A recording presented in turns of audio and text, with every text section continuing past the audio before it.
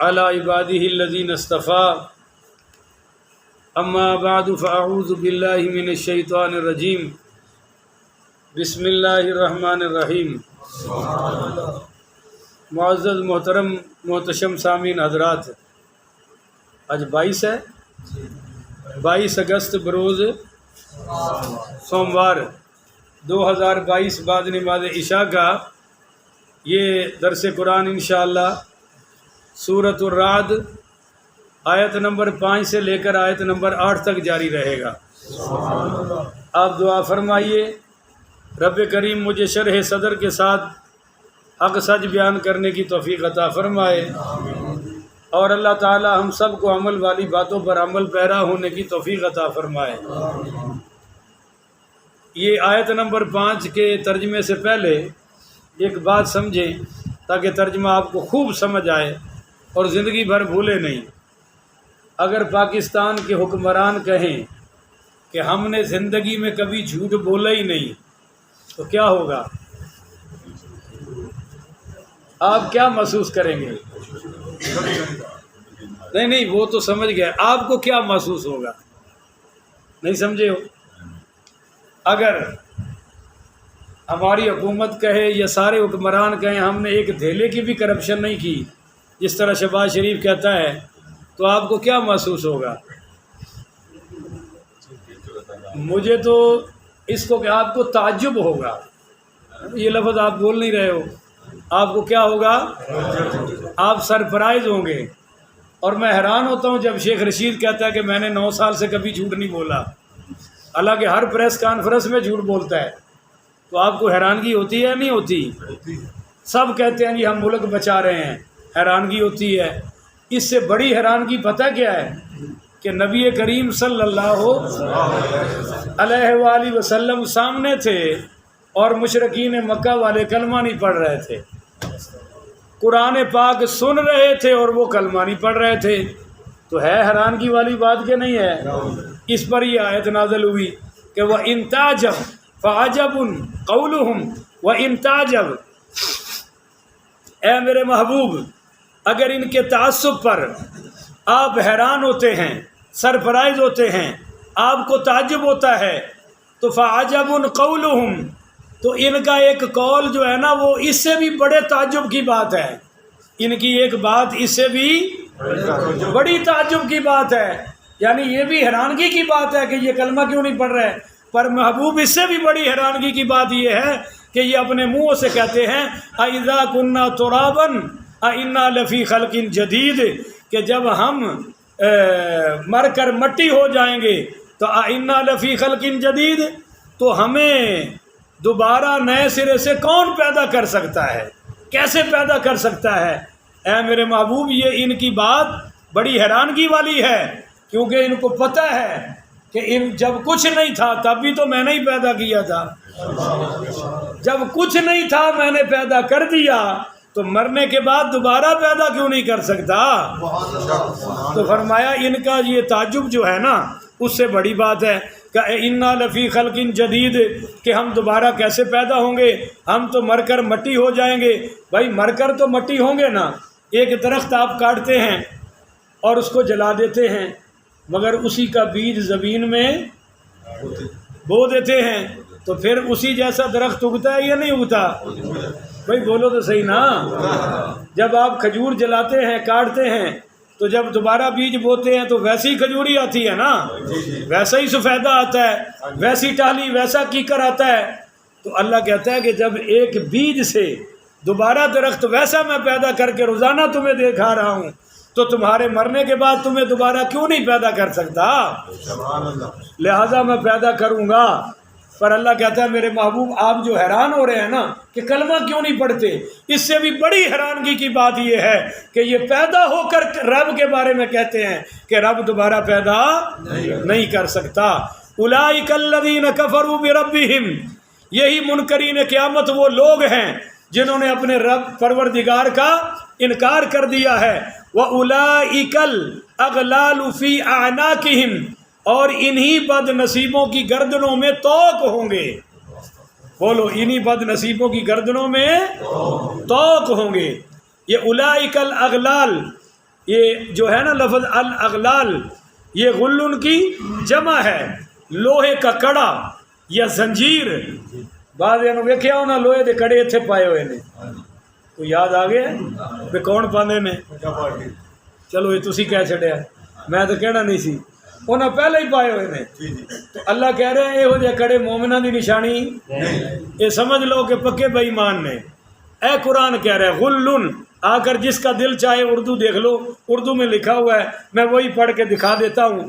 غلن یہ اغلال کی جمع ہے، لوہے کا کڑا یا زنجیر جو مجرم قوم کے گلے میں ڈال کر اسے باندھ دیا جاتا ہے. اور انہوں کہندے نے انہوں بیڑیاں لگ گئیاں نے. بولو جی انہوں کی کہندے نے بیڑیاں لگ گئیاں نے. ہن بعد نے اس محرم میں جناب ہتھ کڑیاں پائیاں ہوئیاں سن. پوچھا بھی یہ کی تماشا ہے؟ وہ جی انہوں نے حسین پاک نو اتنے بنیا گیا سی جی انہوں نے ساتھیاں نو ہتھ کڑیاں لائیاں. میں کہا یہ کام تو یزید نے کیتا سی، حضرت حسین نے کیتا، اور چھریاں خنجراں والا کام بھی کنے کیتا سی؟ اچھی بولو نا. تے سارے کام اودے والے کرنے نے تے نام پھر بھی حسینی، نعرے پھر بھی یا حسین اور لبیک حسین والے. عجیب منافقت ہے بھائی. میں لاہور ایک جگہ خطیب سلیکٹ ہو گیا، اے جڑا ہے نا ٹھوکر نیاز بیگ اندے بالکل قریب ہے، کچی کوٹھی سٹاپ ہے، اتنے بہت بڑی مسجد سی، اور اتنے ایک منڈیاں the group C, Hussaini group. کی نا سی؟ تے ٹوٹل سارے ہی بے نماز، مسیطے وڑتے ہی نہیں سن، نام حسینی گروپ. میں انہوں نے 5-6 مہینے بڑی دعوت دیتی، میں کہ وہ نماز پڑھو، تسی نام ویکھو کیڑا رکھیا تے کام ویکھو کیڑے پہ کرتے ہو. پر وہ جناب کسی کام تے بھی آئے. میں تقریر چاکیا، میں کہا یا تے نام بدلو یا کام بدلو. کام نے تواڈے یزید والے تے نام حسینی گروپ، یا تے نماز پڑھو یا یزیدی گروپ رکھ لو. انہاں پھر مولوی بدل چھڑیا اور کوئی عادت بدلی. اور بولتے نہیں ہو، عادت نہیں بدلنی. سچ بولن والا مولوی بدل لیتا کہ نے سانو کھری گل آکھی کیوں. اور وہ جندے کو جان میری شکایت لگ گیا کھڑو اگو آخر گل تو شاہ اور ٹھیک کی تھی کہ نماز نہ پڑھنا یہ مولا حسین والا کام ہے یا یزید والا کام ہے. ہوں بولتے نہیں ہو. کوٹ لدھا ایک علاقہ ہے اپنے قریب قریب ہی ہے، اتنے ایک مولوی صاحب پچھلے جمعے پھڑے گئے، گرفتار ہو گئے. انہیں ممبر رسول تے بیٹھ کے تقریر کر دیا گیا یزید جو کیتا ہے چنگا کیتا ہے معاذ اللہ. یہ بھی تو لانتی قوم ہے نا جی. عوام کھڑی ہو گئی، انہیں گرفتار کروایا، پرچہ کرایا. اسی کہہ دیے اس عوام نے بالکل ٹھیک کیتا ہے. بولو بالکل.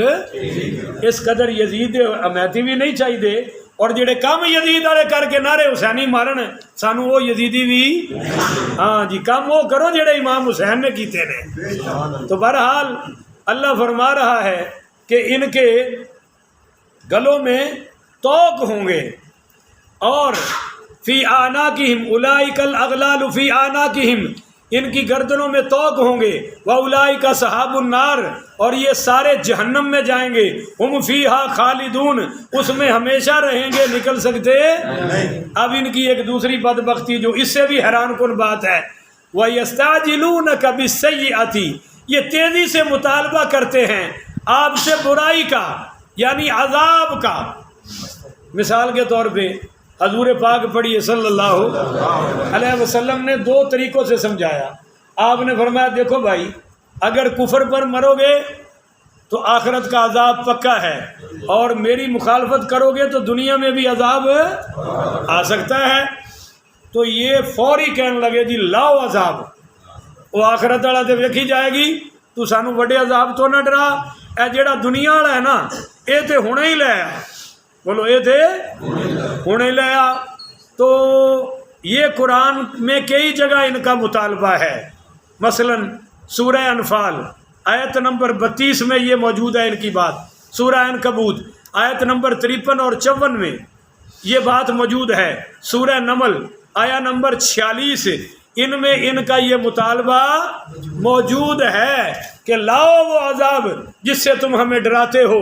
پر اللہ تعالیٰ نے اس کا جواب دیا کہ اے میرے محبوب، حتیٰ کہ ایک کافر نے تو کعبے کا غلاف پکڑ کے کہا اللہم ان کان ھذا ھو الحق من عندک فامطر علینا حجارۃ من السماء، یہ بھی قرآن میں موجود ہے۔ اس نے کہا اللہ اگر محمد حق پر ہے تو مجھ پر آسمان سے پتھروں کی بارش کر دے، میں کلمہ نہیں پڑھنے والا۔ اس کے باوجود وہ عذاب نہیں آیا، کیونکہ رب نے فرمایا ما کان اللہ لیعذبہم وانت فیہم، اے میرے محبوب میں کیسے عذاب بھیج سکتا ہوں، آپ خود ان میں موجود ہیں۔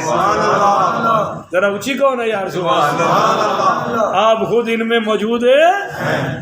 اور یہ جو مطالبہ کر رہے ہیں، پہلے تو آیت پوری سمجھ لو اور ترجمہ سمجھو۔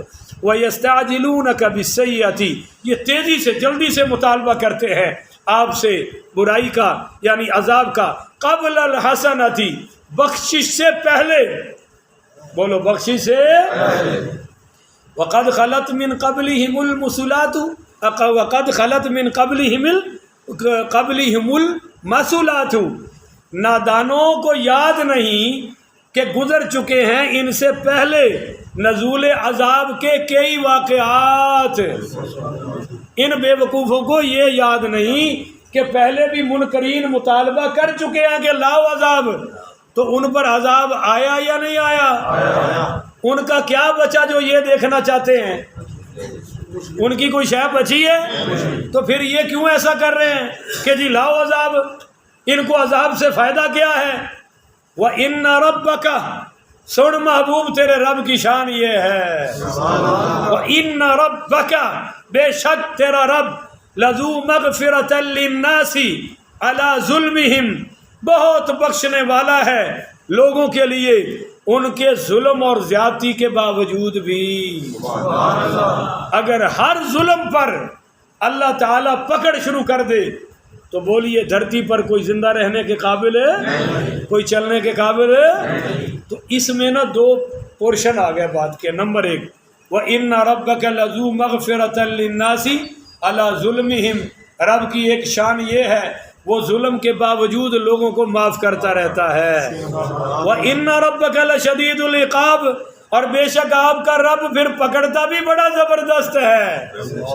تو یہ ایمان اور مومن کی شان ہے، اللہ سے ڈرے بھی اور اللہ سے مغفرت کی امید بھی رکھے۔ سبحان اللہ، بولو جی، اللہ سے، اللہ کا ڈر بھی رکھے اور اللہ سے مغفرت کی امید بھی رکھے۔ سارے بولو گے تو اگلا نقطہ دوں گا نا، اللہ سے کا ڈر بھی رکھے، اللہ سے مغفرت کی امید بھی رکھے۔ جب ہم صحت میں ہیں تو ڈر زیادہ ہونا چاہیے، جب بیماری میں آ جائیں تو پھر اللہ سے امید زیادہ ہونی چاہیے۔ نہیں سمجھے ہو نا؟ نہیں سمجھے؟ ہضم کر گئے ہو؟ مل کے کہو نا سبحان اللہ، پورا جملہ ہی کھا گئے ہو۔ اگر خوشحالی ہے، پیسہ بہت ہے، کھاتے پیتے گھرانے میں ہے آپ، تو اللہ کا ڈر غالب رکھیے کہ 1 روپیہ بھی اس کی نافرمانی میں، بولو بھائی یار بولو نا، 1 روپیہ بھی اللہ رسول کی مخالفت میں۔ اور اگر ہاتھ تنگ ہے، غریب ہیں، تو اللہ سے امید رکھو، سارے خزانوں کا مالک صرف اللہ ہے۔ جو جوان ہیں اپنے اوپر اللہ کا خوف غالب رکھیں، اور جب ہم بڑھاپے میں چلے جائیں تو اللہ سے امید غالب رکھیں کہ انشاءاللہ وہ بیڑے پار کرے گا۔ کہو انشاءاللہ وہ بیڑے پار کرے گا۔ تو الایمان بین الرجاء والخوف، ایمان اللہ سے ڈر اور امید کی درمیانی کیفیت ہے۔ گناہ کرتے وقت ڈرنا چاہیے اور نیکی وقت کرتے وقت امید رکھنی چاہیے کہ اللہ ضرور قبول فرمائے گا۔ وَيَقُولُ الَّذِينَ كَفَرُوا، اور یہ بھی بڑی حیرانگی کی بات ہے کہ کافر کہتے ہیں لولا انزل علیہ آیۃ من ربہ، کہ کیوں نہ اتاری گئی ان کی طرف کوئی نشانی ان کے رب کی طرف سے۔ یعنی کافر یہ کہتے ہیں ساڈے تے کوئی نشانی کیوں نہیں نازل ہو رہی؟ باقی قوموں تے بڑیاں بڑیاں نشانیاں آئیاں کہ موسیٰ علیہ السلام کا عصا لاٹھی پر، جو لاٹھی تھی سانپ بن گیا، اور ان کا ہاتھ چمکا، بڑے بڑے معجزے، ہمارے کیوں نہیں آ رہے؟ اس کے 2 جواب ہیں۔ ایک تو جناب یہ یاد رکھیے کہ جس قوم نے منہ مانگا مطالبہ طلب کیا اور وہ مطالبہ پورا ہوا، پھر جس نے کلمہ نہیں پڑھا وہ ایک دن بھی زندہ بولو نا، ایک دن بھی زندہ پھر کام ختم ہو گیا۔ اونٹنی آ گئی پر جو انہوں نے اونٹنی کو شہید کیا تو پھر وہ بچے۔ یہ پہلا مسئلہ تو یہ ہے کہ میرے محبوب ان کے منہ مانگے جو ہے نا مطالبے وہ تو میں پورے کر دیتا ہوں، پر پھر بھی اگر انہوں نے کلمہ نہ پڑھا تو پھر ان کی خیر ہے۔ دوسری وجہ کہ معجزات تو آئے ہیں اور سب سے زیادہ معجزات اللہ نے ہمارے نبی کو عطا فرمائے ہیں۔ اگر آپ تھوڑا سا کمپیریزن کریں تو بندہ حیران رہ جاتا ہے۔ یہودیوں کو ناز ہے کہ موسیٰ علیہ السلام نے پتھر پہ لاٹھی ماری پانی نکل آیا، ہم کہتے ہیں اس سے بھی بڑا معجزہ ہے کہ سرکار کی انگشت شہادت سے اللہ نے پانی کا چشمہ جاری فرمایا۔ کیوں جی حاجی صاحب، پتھر سے پانی تو نکلتا ہی رہتا ہے، ارے کمال تو یہ ہے کہ سرکار کی انگشت مبارک سے اللہ نے پانی کے چشمے جاری فرما دیے۔ ان کو بڑا ناز ہے کہ موسیٰ علیہ السلام کی لاٹھی جو ہے نا وہ سانپ بن کے دوڑتی تھی۔ بھائی سانپ بن کے تو سانپ کیا کرتا ہے؟ دوڑتا نہیں ہے، سانپ بن کے دوڑی ہے نا۔ آؤ تمہیں سرکار کی شان دکھائیں۔ آپ کو قضائے حاجت کی ضرورت پڑی ہے تو درخت زمین چیر کے چل کر حضور پر سایہ کر رہے ہیں۔ آپ اگر سوئے ہیں تو درخت اوپر سایہ کر کے ہوا دے رہے ہیں۔ آپ گزرے ہیں تو پتھر بھی سلام فرما رہے ہیں۔ ابو جہل اپنے ہاتھ میں کنکریاں لے کر آیا تو وہ بھی کلمہ پڑھ کے آوازیں نکال رہے ہیں۔ تو یہ بہت سارے معجزات تھے، پر وہ کہتے تھے جیڑا اسی کہنے ہیں وہ کرنا۔ کراچی کا ایک شیعہ تھا عبد الکریم مشتاق، قتل ہو گیا وہ، اس نے ایک کتاب لکھی تھی ایک تمہاری 10 ہماری۔ کیا نام تھا کتاب کا؟ ہاں، یہ 1990 سے پہلے کی بات ہے۔ اس نے لکھا کہ میں اس قرآن کو اصلی قرآن کیسے مان لوں، اس میں تو پاکستان کا ذکر ہی نہیں ہے، معاذ اللہ استغفر اللہ۔ اور اس کتاب میں اس نے حضرت عمر کو نمبر وائز 100 گالیاں بکی، 1 2 3 100 تک پہنچا اور گالیاں بکی۔ تو معجزات تو حضور کے بہت تھے، پر وہ کہتے تھے مشرکین مکہ جو ہم کہتے ہیں وہ کیوں نہیں ہوتا؟ اب اس کا جواب سنیے، انما انت منذر، فرما دو کہ میں تو صرف برائی سے ڈرانے والا ہوں۔ بولو، میں تو برائی سے ڈرانے والا ہوں۔ وَلِكُلِّ قَوْمٍ ہاد، اور ہر قوم کے لیے کوئی نہ کوئی تو ہدایت والا ہے نا۔ اس قوم کا ہادی میں ہوں۔ بولو بھائی، اس قوم کا ہادی۔ حضرت داؤد علیہ السلام کو اللہ نے فرمایا، اے میرے داؤد ایک کام کر۔ یا اللہ میں کیا کروں؟ اللہ نے فرمایا صدیقوں کو ڈرا دے اور گنہگاروں کو خوشخبری دے دے۔ نہیں سمجھے آپ یا ہضم کر گئے ہو؟ صدیقوں کو، نیکیاں کرنے والوں کو اور گنہگاروں کو خوشخبری دے دے۔ تو داؤد علیہ السلام کہنے لگے، یا اللہ یہ میں کیسے کروں؟ جو پہلے سے ہی نیکیاں کر رہے ہیں ان کو کیسے ڈراؤں، اور جو ہیں ہی پاپی گناہ گار ان کو کون سی خوشخبری دوں؟ پر میں ان کو خوشخبری دو کہ توبہ کر لو، رب فوری قبول کر لے گا۔ اور یہ نیکیوں والوں سے کہہ دے کہ تکبر نہ کرنا، اگر تکبر کیا تو اللہ ایک ہی جھٹکے میں شیطان کی طرح ساری برباد کر دے گا۔ تو کہنے لگے اللہ اب سمجھ آ گیا، میں نیکیوں والوں کو ڈراؤں گا، گناہ گاروں کو خوشخبریاں سناؤں گا۔ ایک حدیث اور سناؤں اگر آپ سبحان اللہ کہیں۔ وَلِكُلِّ قَوْمٍ ہاد، اس میں شیعہ حضرات کہتے ہیں کہ حضرت علی ہادی ہے، لہذا خلیفہ بلا فصل علی ہیں۔ کیوں بھائی؟ کہتے ہیں ایک حدیث میں مولا علی کو حضور نے فرمایا کہ اگر تو کسی ایک کافر کو کلمہ پڑھا دے تو یہ اللہ کے ہاں 100 اونٹوں سے بھی بہتر ہے، یعنی 100 اونٹ خرچ کرنے سے بھی۔ تو لہذا مولا علی ہادی ہوئے اور حضور کے بعد پہلا خلیفہ ہوئے۔ میں نے کہا بھئی یہ تبلیغ کی ڈیوٹی تو اللہ نے سب کی لگائی ہے. کنتم خیر امۃ اخرجت للناس اتامرون الناس بالمعروف وتنہون عن المنکر. تم نبی کی امت سب سے بہتر ہو اس لیے کہ لوگوں کو نیکی کا حکم کرتے ہو، برائی سے منع کرتے ہو. تو مولا علی اس وجہ سے پہلے خلیفہ ہو سکتے؟ ہاں یہ ٹھیک ہے کہ مولا علی کو جو فرمایا پھر بھی نسبت رب کی طرف کی ہے. ہدایت دینے والا کون ہے؟ اللہ. ہر نبی کی طرف اللہ نے کوئی نہ کوئی بھیجا، اور آخری حضور کی امت کا سب سے بڑا ہدایت دینے والا وہ حضرت محمد بن مہدی ہوگا. مہدی بن محمد ہوگا، معافی چاہتا ہوں، محمد مہدی بن عبداللہ ہوگا، یہ نام ہے جس کو آپ کہتے ہیں امام مہدی. بولو امام مہدی. اس پر ایک حدیث سناتا ہوں. سیدہ فاطمہ سے نبی کریم پڑھیے صلی اللہ علیہ وآلہ وسلم نے فرمایا کہ اے بیٹی فاطمہ، تمام انبیاء سے افضل اللہ نے تیرے بابا محمد کو بنایا ہے، اور ساری میری امت کے شہیدوں سے افضل اللہ نے میرے چاچا سیدنا امیر حمزہ کو بنایا ہے. اور فرمایا کہ جتنے بھی شہید ہیں میری امت کا ایک شہید ایسا ہے جس کو اللہ نے جنت میں 2 پر عطا فرمائے ہیں، وہ میرے چچا کا بیٹا اور تیرے خامد علی کا بھائی جعفر تیار ہے.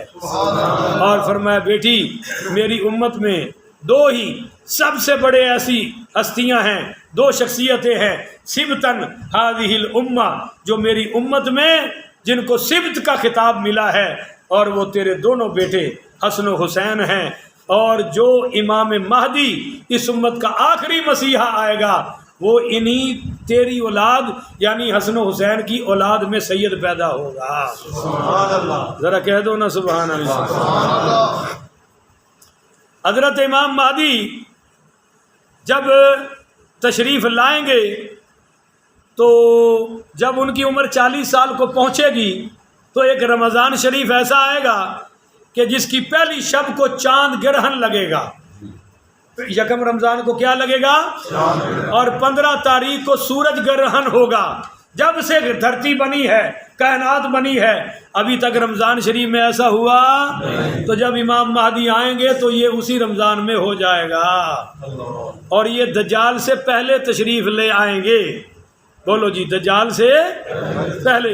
اور آپ کی ولادت مدینہ طیبہ میں ہوگی، اور دجال سے 7 سال پہلے امام مہدی تشریف لا چکے ہوں گے. اور دجال طلوع الشمس من المغرب، یعنی جب سورج مغرب سے طلوع ہوگا، اس واقعہ کے 10 سال بعد ظاہر ہوگا. بولو، اس واقعہ سے کہ 10 سال بعد ظاہر ہوگا.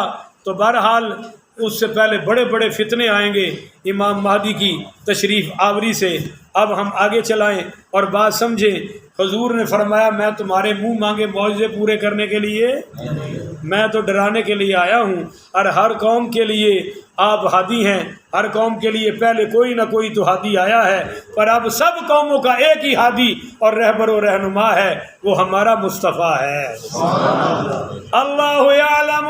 قدرہ کہو سبحان اللہ. وہ یہ کہندے سی بھی اسی مر جائیں گے، کسے نو ساڑیا جائے گا، کسے نو پانی چ بہایا جائے گا، کسے نو دفن کیتا جائے گا، ریزے ریزے ہو جان گے، اور وہ کیڑیاں بھی مر جان گیاں، گو سارا کچھ. اللہ نو پتہ کیویں لگے گا کہ سڑ کے کتھے گئی سوا، ہڈیاں کتھے گئیاں، سرما کتھے گیا؟ کیوں بھی ہے کہ نہیں ہے؟ یہ انہوں کا سوال ہے. اللہ نے جواب دیتا کہ اللہ یعلم. او بے وقوفو، اپنی چھوٹی چھوٹی عقلوں سے اللہ کو مت دیکھو، اللہ کو اللہ کے کلام سے سمجھو نا. اللہ یعلم، اللہ جانتا ہے ما تحمل کل انثی، جو شکم میں پیٹ میں اٹھائے ہوئے ہوتی ہیں کوئی مادہ. بولو کوئی مادہ، یعنی پیٹ بھی تو قبر کی طرح ہے نا. بولو پیٹ بھی تو. اب پیٹ کے اندر کیا ہے؟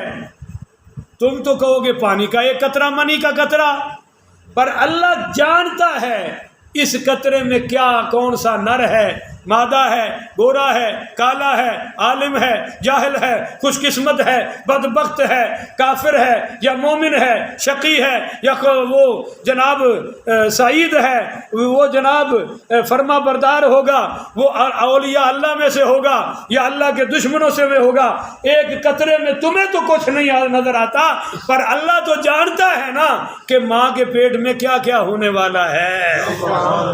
تو جو اللہ پانی کے قطروں سے جانتا ہے وہ ریت کے ذروں سے نہیں جانتا کہ راکھ کدھر جا رہی ہے، ہڈیاں کدھر گئی ہیں، کیڑیاں کدھر گئی ہیں، مکوڑے کدھر گئے ہیں، تمہارے جسم کے راکھ کدھر گئے ہیں۔ ذرا ترجمہ پھر سنیے، اللہ یعلم، اللہ جانتا ہے، ما تحمل کل انثی، جو شکم میں پیٹ میں اٹھائے ہوئے ہوتی ہیں کوئی مادہ، وما تغیض الارحام، اور جو کم کرتے ہیں رحم، وما تزداد، اور جو زیادہ کرتے ہیں رحم میں بچہ کم ہوتا ہے اللہ وہ بھی جانتا ہے، اور جو پورا بچہ ہوتا ہے اللہ وہ بھی۔ بھائی کچھ بچے ادھورے ہوتے ہیں یا نہیں ہوتے؟ کچھ لولے بھی ہوتے ہیں، بولتے نہیں ہو، اور کچھ لنگڑے بھی ہوتے ہیں، نہیں سمجھ آ رہی، کچھ پی ٹی آئی والے بھی ہوتے ہیں، کچھ نون لیگ والے بھی ہوتے ہیں۔ تو اللہ کہتا ہے حمل زیادہ ہو کم ہو، پیٹ زیادہ ہو کم ہو، پیٹ میں بچہ کم ہے، ادھورا ہے، پورا ہے، میں یہ جانتا ہوں۔ تو جو اللہ پیٹ کے اندر کے حالات جانتا ہے، تو یہ جو ڈاکٹر ہر پیدائش پر بڑا آپریشن کر کے عورت کی زندگی برباد کر دیتے ہیں، اس کی فزیکلی حیثیت ہی برباد کر دیتے ہیں، کیا ان کا یہ ظلم اللہ نہیں دیکھ رہا؟ بولو نا، اللہ یہ ظلم بھی جانتا ہے یا نہیں جانتا؟ یہ اپنے پیٹ کا جہنم بھرنے کے لیے سارے پیٹوں کو کیوں پھاڑ رہے ہیں؟ یہ صرف اپنی فیس زیادہ کے چکر میں کیوں اتنا بڑا ظلم کر رہے ہیں؟ یاد رکھو یہ ان کی کمائی نہیں ہے، یہ جہنم کے انگارے ہیں جن سے یہ اپنا اگلوں کا پیٹ پھاڑ کر اپنا پیٹ بھر رہے ہیں۔ ان کو پائی پائی کا، ایک ایک لقمے کا، ایک ایک ظلم کا حساب دینا پڑے گا۔ اگر اللہ بکری سینگ والی کو جس نے ٹکر ماری ہے بغیر سینگ والی کو اس کا بدلہ دلوائے گا تو ان پیٹ پھاڑنے والے ظالموں کا بدلہ نہیں دلوائے گا؟ ان سے بھی اللہ بدلہ لے گا، اور دنیا میں بھی لے گا اور آخرت میں بھی، اور قبر میں بھی بڑا زبردست لے گا۔ ان ڈاکٹروں سے بڑھ کر دنیا میں اس وقت کوئی فرعون ہے؟ یہ ظالموں نے تو نارمل ڈلیوری ختم کر دی ہے دنیا میں، جس کو دیکھو ڈرا کے کہتے ہیں جی مر جائے گا، بچہ مر جائے گا، خاتون مر جائے گی۔ آپ پہلے بتائیں کہ پہلے یہ کام زیادہ تھا یا نارمل زیادہ تھا؟ اب کیا تبدیلی آ گئی؟ وہ پہلے اتنے بڑے ظالم ہیں، یہ اصل میں ظالم آ چکے ہیں، ان کے منہ کو حرام لگ چکا ہے۔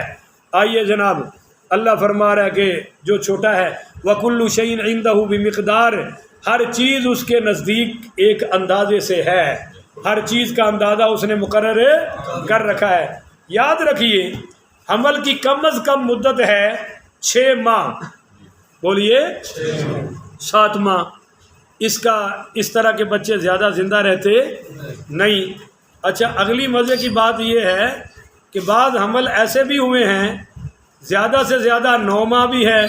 ایک آپ کو نکتہ بتاؤں، اگر آپ سبحان اللہ کہیں تو، اللہ نے ہمارے نبی کریم پڑھیے صلی اللہ علیہ وآلہ وسلم کی جو ولادت تھی نا وہ 9 ماہ میں عطا فرمائی ہے۔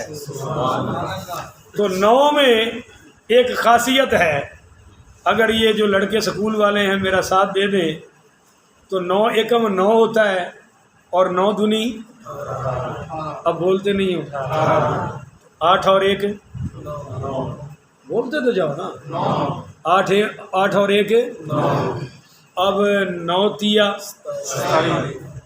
تو 7 اور 2 اب وہ بولتے ہی نہیں۔ تو تھوڑی بہت ہی ریاضی تو مولوی بھی جانتا ہے نا، ساری تھوڑے کول سے نہیں ہے۔ 9 چوکا تو 6 اور 3 9 پانچا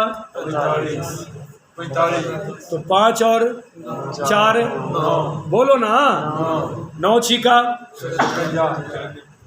54 54 تو 5 اور 4 اچھا 9 ساتا تو 6 اور 3 یہ 9 کا ایک عدد ہے، آپ اس کو گنتے جائیں، جمع کریں گے پھر اکٹھا ہو جائے گا۔ اللہ نے 9 ماہ میں حضور کی ولادت کی تاکہ پوری دنیا بکھری پڑی ہے، جس ہستی پہ جمع ہونا ہے وہ ذات مصطفیٰ ہے۔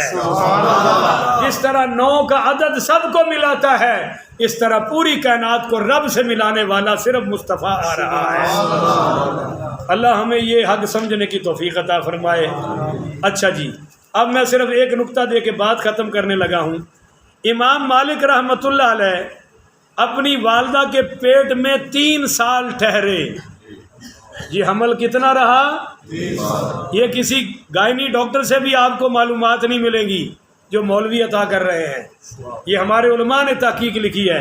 امام مالک کی ولادت 3 سال میں، حضرت ضحاک بن مزاحم یہ تابعی ہیں، یہ اپنی ماں کے پیٹ میں 2 سال ٹھہرے رہے۔ یہ حمل کتنے سال رہا ہے جی؟ 2 سال۔ بولو نا۔ امام مالک رحمۃ اللہ علیہ فرماتے ہیں کہ ہمارے ہاں ایک لڑکی نے 12 سال کے اندر 3 بچوں کو پیدا کیا، ہر بچہ 4 سال تک ماں کے پیٹ میں رہتا تھا۔ کہو نا سبحان اللہ۔ اللہ جو چاہے وہ کر سکتا ہے۔ حضرت حرم بن حبان رضی اللہ تعالیٰ عنہ بھی ماں کے پیٹ کے اندر 4 سال رہے۔ تو اللہ کہتا ہے کہ تم نے ماں کے پیٹ میں کتنا رہنا ہے یہ سب کچھ میں جو سمجھتے ہیں جانتا، اونچی بولو نا۔ یہ سب کچھ جاننے والا کون ہے؟ وَكُلُّ شَيْءٍ عِندَهُ بِمِقْدَارٍ، اور ہر چیز کا اس کے ہاں ایک اندازہ ہے۔ کوئی کام بھی بولو اندازے کے بغیر نہیں ہو رہا۔ اب آپ کہیں گے جی ڈاکٹر بھی تو جانتے ہیں، وہ کیا ایکس رے کر کے بتاتے ہیں کہ اندر کیا ہے؟ تو حضرات وہ 4 ماہ سے پہلے بتا سکتے؟ بولو نا۔ وہ 4 ماہ میں جب ڈھانچہ شانچہ بن جاتا ہے نا تو پھر وہ بتاتے ہیں، اس سے پہلے نہیں بتا سکتے۔ اور مزے کی بات ہے، آپ انسان کی عقل دیکھو کہ اللہ کی بنائی ہوئی چیز کو کم سمجھتا ہے، اپنی بنائی کو بولو نا، اپنی بنائی کو زیادہ۔ مثال کے طور پہ آپ ہندوؤں کو دیکھ لیں، پہاڑ کس نے بنائے ہیں؟ کل کے درس میں آپ نے سنا نا، والجبال اوتادا، بھائی صاحب یہی پڑھ رہے سی۔ اللہ کہہ رہا ہے کہ میں نے میخوں کی طرح پہاڑ گاڑ دیے ہیں، مگر وہ پہاڑاں دی پوجا بولے تو کرو۔ تسی آپ پریشان بیٹھے ہوندے ہو ہر ویلے۔ میں پوچھ رہا ہوں بھی وہ پہاڑوں کی پوجا، اس پہاڑوں سے جو پتھر خود تراشتے ہیں نا، جو مورتی بنا اس کی پوجا کرتے ہیں۔ ان بات سمجھ آئیے؟ انسان کو کہنے پیدا کیتا ہے، وہ دی پوجا کر دے تو جیڑا انسان نے پتھر بنایا وہ نہیں کر رہے ہیں۔ اب ایک ہندو ہم سے بھی پوچھتا ہے کہ تم مرغی کا گوشت کب کھاتے ہو؟ ہم نے کہا ذبح کر کے۔ بولو کرا لیا کرو تہاڈی مہربانی۔ اور لوٹا پھڑ ہوئے اور سٹی اور رسی سیدھی کر ہوئے چڑھا لے، ان کو تیری مہربانی ہاتھ سے روک، پہلے بسم اللہ اللہ اکبر پڑھے، پھر چھری واسطے پڑھتے ہیں ماشاء اللہ جڑے اچھے لوگ نے۔ میں تو جدوں دا آیا ایک ہی ساتھی کو انہوں نے بھائی نے انہوں کو لینا، اور وہ ماشاء اللہ اچھی پڑھتے ہیں بالکل سامنے۔ وہ ویسے بھی نمازی آدمی نے، نیک آدمی، وہ ہور کسی کو کدے ہے جو انہوں کو نہ لبے تو پھر میں جتھے جانا پہلے انہوں کا ترلا پانا کہ تکبیر ہے، اور وہ ویسے بھی داڑھی ویکھ کے پڑھ لیندے نے، انہوں نے یاد آ جاندی بھی مولوی ہے۔ نہیں تو میں کئی باری ویکھیا ہے او ماری او ماری، اور وہ اجے تڑپ رہی ہوندی ہے تو پھر انہوں یہ دوسرا ظلم ہے، بس ظالموں روح تے نکل لین دیو۔ تو آپ سے ہندو پوچھتا ہے، ہم نے ہندو سے پوچھا کہ پہاڑ رب نے بنائے ہیں پتھر کے، تم ان کی پوجا، تمہارے گھروں میں سنگ مرمر لگا ہوا ہے، تم ان کی پوجا، وہ ظالموں جو تم پتھر کی مورتی میں اس کو پوجتے ہو۔ تو وہ ہم سے بھی پوچھتے ہیں کہ تم مرغی اور بکرے کا گوشت کھاتے ہو؟ ہم نے کہا جی ذبح کر کے۔ اس نے کہا جی رب مار چھڑے۔ میں کیا حرام؟ بولو نا۔ وہ کہندا ہے تہاڈا مذہب ہے، تہاڈی ماری حلال ہے تو رب دی ماری حرام ہے۔ 2 جواب کیا ہے؟ تو ہم نے اس کو 2 جواب دیے۔ پہلا جواب تو یہ دیا کہ بھائی ہمارے ہاں گوشت حلال ہے، خون ہے حکمرانہ دے ہاں خون چوسنا بھی حلال ہے اور وہ ساڈا چوسی جا رہے ہیں. بجلی پھر مہنگی ہونے والی ہے اور پٹرول دی واری بھی. ساڈا وزیر اعظم کیڈا نیک انسان ہے. اجے پچھلے دن ٹوٹے کجے ورگا منہ بنا کے کہہ رہے سی پیٹرول سستا کرو، وہ جو اوپر سستا ہوا ہے اس کا فائدہ عوام کو پہنچنا چاہیے. پہنچ گیا، 6 روپیے بدا چڑھے ہے. اور ہن ماشاءاللہ بجلی دی واری ہے. اگوں پھر کم از کم اگلے اپریل مئی جون تک اگلے سال یہ کام جاری رہے گا. تو یہ ہمارا خون چوس رہے ہیں اور ہمارے ہاں خون حلال ہے. سورۃ المائدہ میں آ گیا کہ خون حلال ہے. جڑے نہیں بول دے میں شک کر جاواں تو بولو خون حلال ہے. ہم کس لیے ذبح کرتے ہیں؟ ایک تو اللہ کا نام آ جائے گوشت پر، اور دوسرا کہ ضائع ہوا وہ فضول خون سارا. اور اگر وہ خود ڈیتھ ہو جائے جانور کی تو خون نکلا اور اللہ کا نام بھی اس میں آیا، اس لیے ہم نہیں کھاتے. اور دوسرا جواب کہ دیکھو ہندو کے ساتھ بھی اللہ نے ایک ٹوٹی لگائی ہے جس سے وہ پیشاب کرتا ہے، اس سے نکلتا ہے پانی جس کو پیشاب کہتے ہیں. اس کو پیتا کچھ ہی بولو اوے گاں دا پی لیندے نے. ایک قوم گھوڑے دا پی لیندی ہے، ایک گاں دا موتر پی لیندی ہے، پر اپنا دوویں پیندے بھائی بھائی نے نا، دوویں نہیں پیندے. تو ہم نے ان سے پوچھا کہ دیکھو جو ٹوٹی انسان نے لگائی ہے اس کا پانی آپ پیتے ہیں، اور جو اللہ نے لگائی ہے اس سے جو پانی نکلتا ہے اور وہ بھی آپ کے اندر والا فلٹرائز ہو کے آپ اس کو پیتے. اب تم بتاؤ کہ یہ تمہاری ٹوٹی والا حلال کیوں ہے، اللہ والا حرام کیوں ہے؟ تو وہ مجھے کہنے لگا میں دا جواب لب کے دیاں گا. میں کہا میں بھی اوندا لب کے دیاں گا. تو ایندا لب لے. میں ایک جواب تے دیتا کہ خون ہمارے ہاں حلال نہیں ہے، اور اللہ کا نام جس جانور پر نہ لیا جائے بولو وہ بھی ہمارے ہاں حلال ہے. ہم یہ پہلے دونوں تقاضے پورا کرتے ہیں پھر جانور کھاتے ہیں. تو حضرات محترم اللہ فرما رہا ہے کہ تمہارے پیٹوں میں جو کچھ ہے یعنی عورتوں کے وہ اللہ جانتا ہے. تو جب انسان عورت کے پیٹ میں اللہ جانتا ہے تو جانوروں کے پیٹوں میں بھی اللہ جانتا ہے یا نہیں جانتا؟ تو جو اپنے اور اپنی آنے والی نسلوں کو حرام کھلا رہے ہیں اوپر بیٹھے یہ سارے رشوت خور، ان کے پیٹوں میں جو جا رہا ہے وہ بھی اللہ جانتا ہے یا نہیں جانتا؟ بولتے نہیں ہو اللہ جانتا ہے نا. تو اللہ پورا پورا حساب لے گا. اللہ تعالیٰ سے دعا ہے اللہ مجھے اور آپ کو عمل کرنے کی توفیق عطا فرمائے اور منع کی ہوئی باتوں سے اللہ بچ کر زندگی گزارنے کی توفیق عطا فرمائے. گج کے کہو آمین. آخر ودعوانا الحمدللہ